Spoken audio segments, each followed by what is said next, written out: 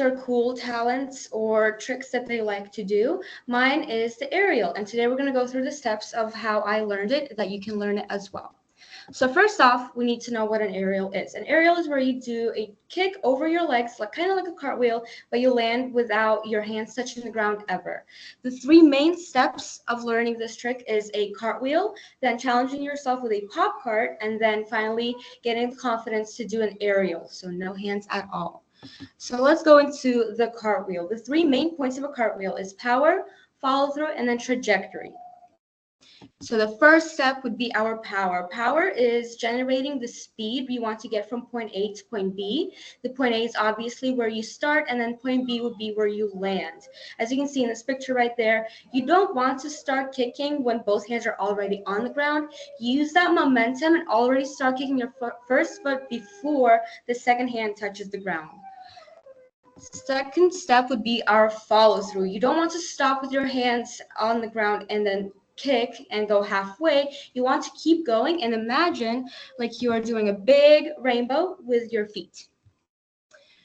And then the good drill for that is imagine like you are on a tightrope and you want to stay on that one line. To help you go all the way up and across, also put tape on the floor and try to stay on that line and don't go side to side. Just try to stay in that one straight line.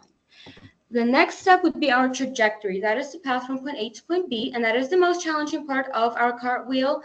You want all of your joints, so wrists, shoulders, hips, knees, and ankles, to be in one straight line. Avoid bending at your hips and knees. A good drill for that is doing a cartwheel along the wall, and then if anything, that builds confidence with your feet going straight up, and if you fall, the wall is there to catch you, so you'll be all good. If you look at this picture right here, you want your joints to be straight and you want to be straight up the ground all the way to the ceiling without bending or having a skewed line with your joints. Step 2, a pop cart. So a pop cart is a cartwheel where you quickly tap your hands on the floor without holding them the entire time. So you would start and end with your hands off the ground. The main points for that is an explosive jump, an aggressive kick, and minimizing your hand floor time later. So like I said, the first step would be our explosive jump. You can start with a few running steps to gain more momentum, and it'll give you a little push off the ground. To gain a little bit more air, you want to try to imagine like you're doing a Mario jump. You're pushing your hands into your chest and swinging your knee up across as well, getting that air and momentum with it. An aggressive kick is one of the most important parts of this trick. You need the power from your legs to carry you across and hold your upper body in the air. So right after you push off, swing your legs across as fast as you can to the other side. Your hands will only be on the ground for less than a second, so you need your power from your legs.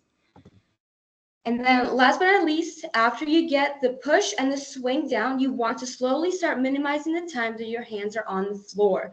You want to only tap the floor when your dominant foot has already passed the top of your cartwheel, and imagine the floor is lava. So quickly tap and let go. When they're not on the ground, they're close to your chest to minimize friction in the air and make your moves more sharp.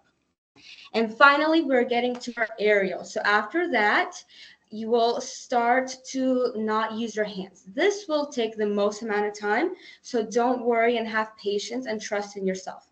The main focus is pushing out hard off the ground to jump straight up, putting your head on your knees, and then driving your dominant leg to the floor as fast as you can. So like I said, step 1 would be to jump high. An aerial is not meant to cover distance. You want to gain air to keep your body in the air and not going straight forward. A drill is to go back to your pop cart and then try to do it in place. Yes, you can run, but you want your jump to go straight up and straight down. You want to flip in that one spot.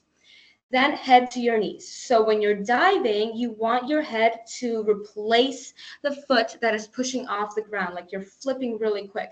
It will help with your momentum of staying in the air and the speed of the flip as well. So, and that will help your legs travel across as fast as you can if you swing your head down. And then finally, if you can see this picture, you can see when she is doing that push off the ground, her head goes straight to her knee, having that aggressive flip. And now finally, our last drill with this, and our focus will be the dominant leg to the floor.